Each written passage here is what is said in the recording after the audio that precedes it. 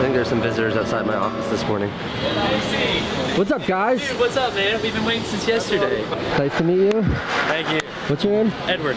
Will. I'm from Arkansas. Edward, Will. Yep, that's me. Finally meeting my hero 8 years ago. But instead of asking him how to become a better filmmaker, all I said was, Hey, can you say hi to my brother William? Sure. It's like, hey, William. Hey, William, what's up? Sweet.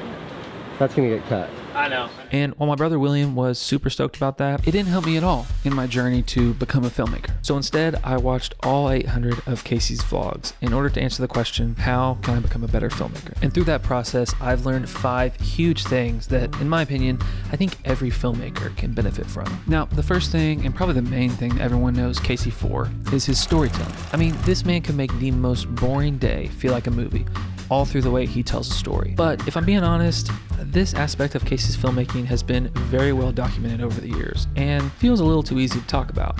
In fact, even Casey shows you how he does it. Jack and Jill went up the hill to fetch a pail of water, Act 1. Jack fell down and broke his crown, Act 2. Jill came tumbling after, Act 3.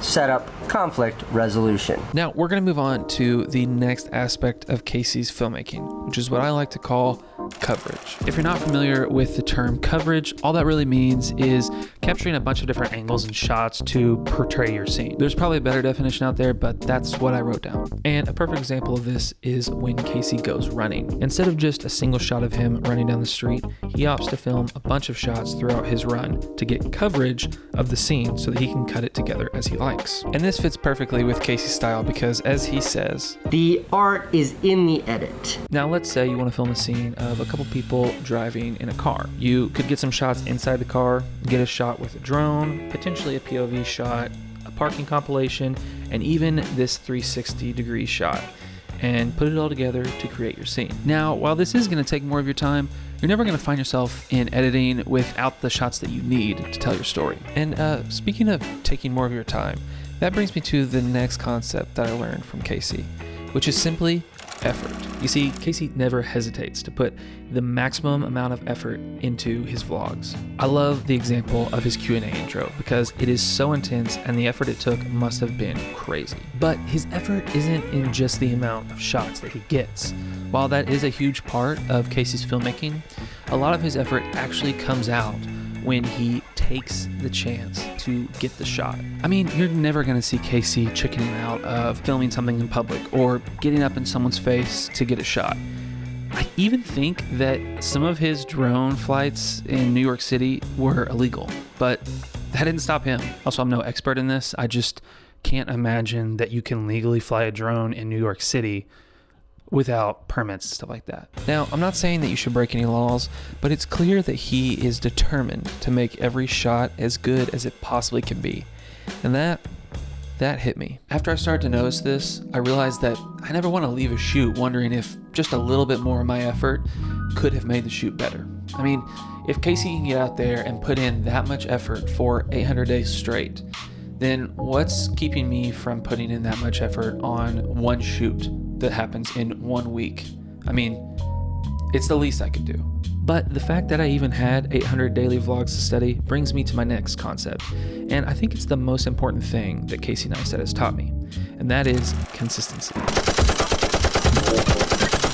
In no way am I saying that you have to make 800 daily vlogs, but the fact that Casey did this really speaks to how he thinks about his creativity. I mean, at this point, you've probably heard of the clay pot experiment, where a teacher asked one half of her class to make the very best clay pot that they could in a month, and another half of the class to make as many clay pots as they could in that same month. And at the end, the half of the class that made the most clay pots ended up making the best clay pots as well.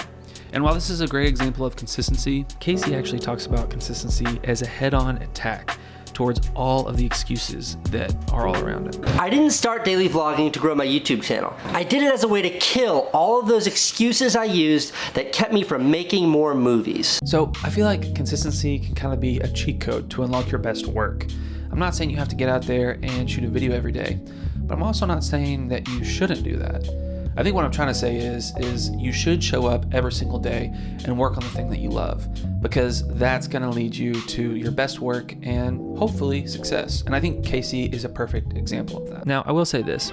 Casey is actually more similar to Hollywood filmmakers than you might think, because he, like the creators of The Batman, The Creator, The Bear, and other films like that, all embrace imperfections. And when I say imperfection, I don't mean just like straight up bad filmmaking. I really mean telling the best story at all costs. And if that means that you need to edit in footage from 10 years ago, then so be it. Or if you need to use lenses that the rental house said are broken, then so be it. And I think that Casey's embracing of imperfections is actually what makes his vlogs so great. I mean, this video right here has tons of old footage and just different kinds of footage all throughout it.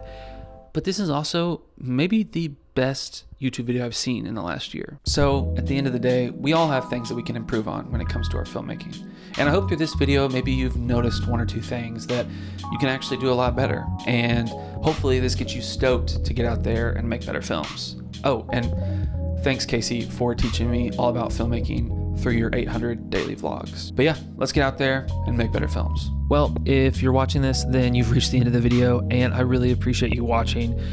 Up here is another video that YouTube thinks you might like, so feel free to take a gander at that, and never stop making stuff. Okay, I'm done with the one-liners. See ya.